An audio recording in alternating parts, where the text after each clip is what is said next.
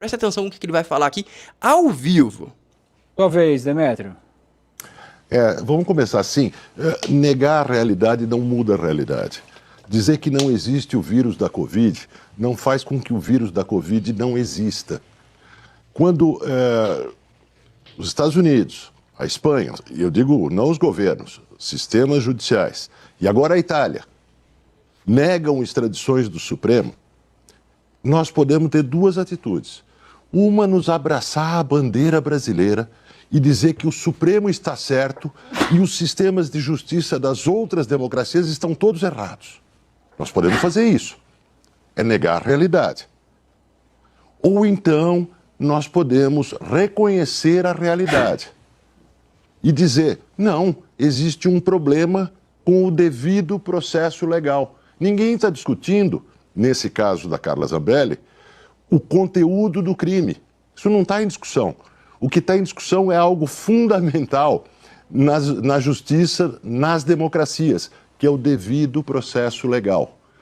Aqui no Brasil, algumas pessoas, e infelizmente poucas, levantaram o problema de Alexandre de Moraes não se declarar impedido, mesmo sendo vítima, aceitando ser o juiz, né?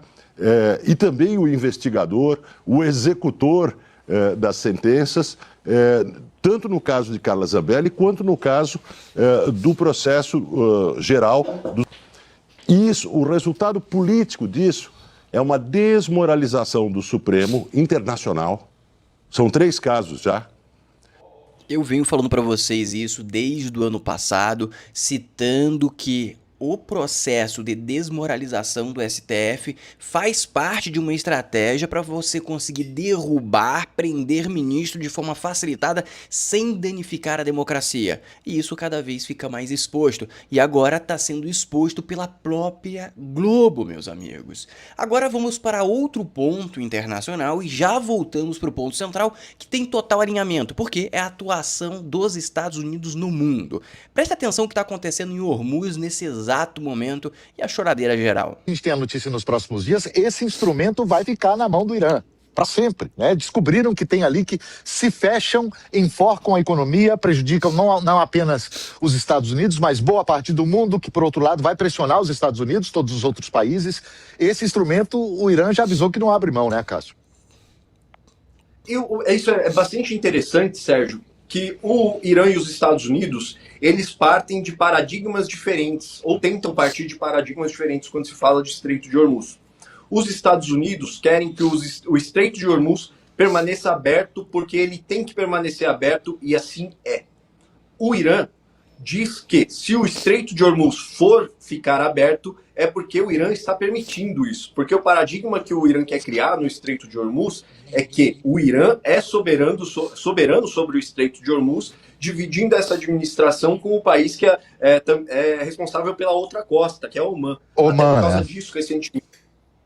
por causa disso, recentemente, o Irã criou um órgão de administração do Estreito de Hormuz, que é com quem os navios petroleiros que querem passar têm que conversar, têm que combinar. Nesse caso, o Irã diz que manter esse órgão, manter essa administração tem um determinado custo, então por isso que ele cobra essas taxas dos navios. O Irã até recusa que essas taxas sejam chamadas de pedágio. Para o Irã é só o dinheiro, o recurso que é necessário para manter esse órgão administrativo do Estreito de Hormuz funcionando.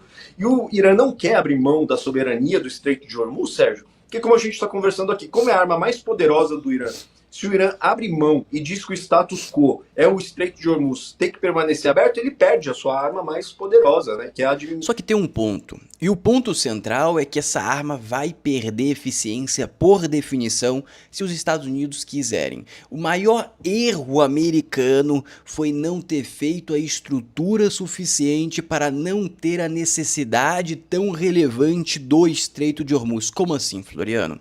Vamos lá.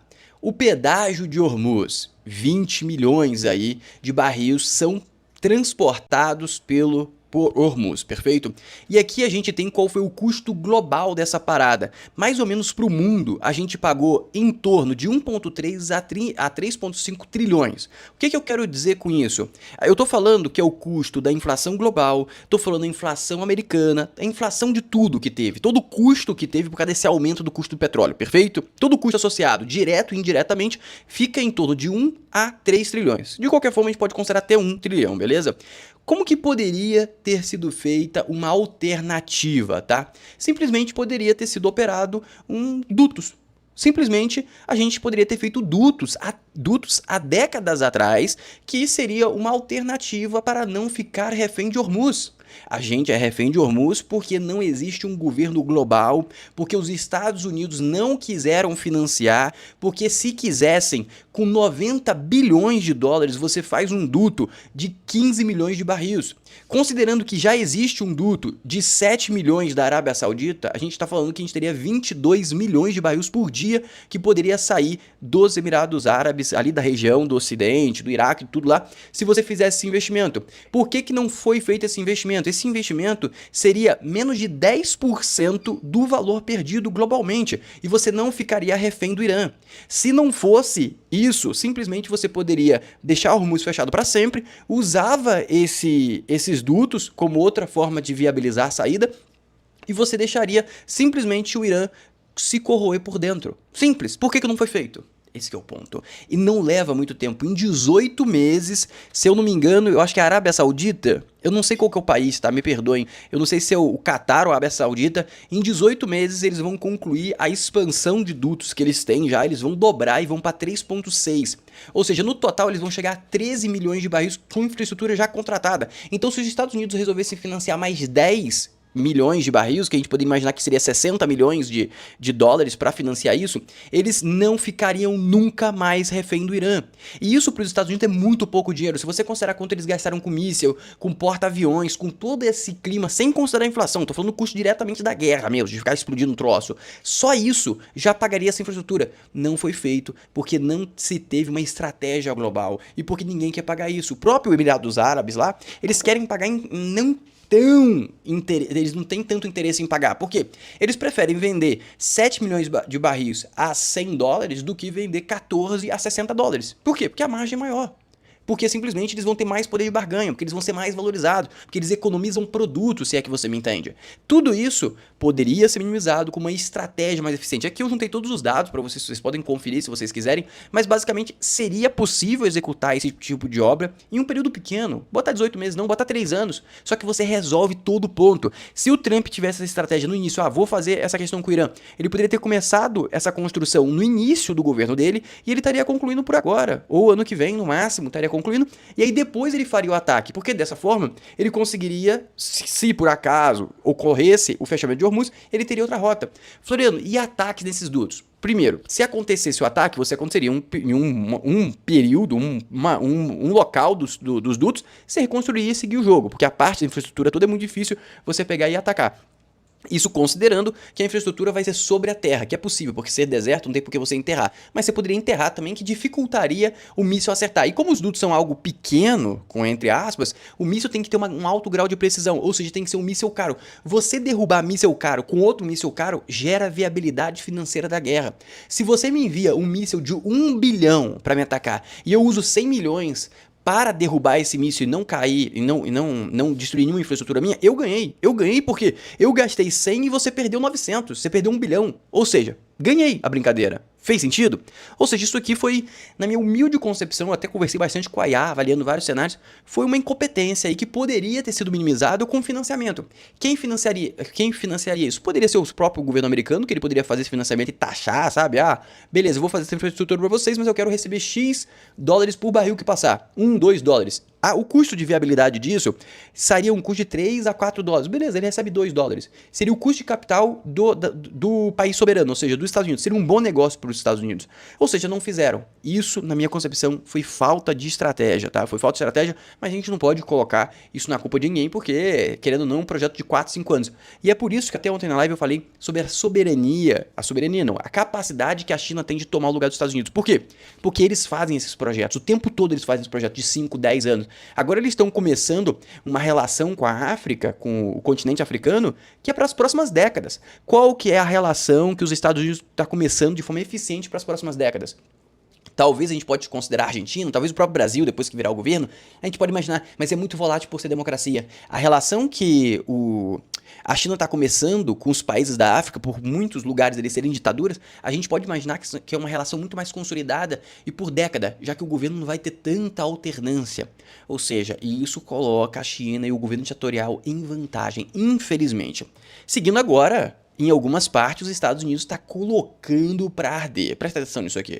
Uma operação conjunta dos Estados Unidos e da Venezuela resultou na morte do líder da gangue Tren de Aragua, Héctor Rustenfor Guerreiro Flores, conhecido como Ninho Guerreiro. A informação foi divulgada agora de madrugada pelo presidente Donald Trump e confirmada pelas autoridades de Caracas. A ação aconteceu no estado de Bolívar, em território venezuelano. Esse foi o primeiro ataque em terra da gestão de Trump a supostos criminosos na América Latina. Ao longo de todo o ano passado, o governo Trump ordenou ataques a embarcações que supostamente serviriam para levar drogas aos Estados Unidos no Mar do Caribe e no Pacífico. E que parte delas pertenceriam ao Trem de Aragua. No fim do ano passado, essa organização foi classificada como terrorista pelo governo Trump. O presidente norte-americano e aliados têm culpado o Trem de Aragua pela violência e pelo tráfico de drogas que atingem algumas cidades. Ou seja, acabou a brincadeira, o Trump tá indo pra jugular e não quer saber de nada. Aqui tem um vídeo que eu não vou soltar, mas basicamente aquela casinha verde que apareceu ali foi de Calatatibum. E o cara foi de arrasta para ser julgado por Deus. E a nossa querida presidente da Venezuela, olha o que ela lançou. E entenda, eu não acho que essas colocações são de forma ignorante, sem querer. É pra literalmente expor a proximidade das ações americanas com o Estado brasileiro. Venezuela diz que ataque dos Estados Unidos que liquidou o líder do Trem de Aragua ocorreu perto da fronteira com o Brasil. Isso é para provocar o Brasil a ter uma reação. Eu não sei se eles têm uma esperança que o Lula faça alguma coisa, que seria uma esperança completamente inviável, logicamente, mas não sei. E não se esquece de curtir o vídeo e se inscrever no canal pra gente salvar o Brasil em 2026.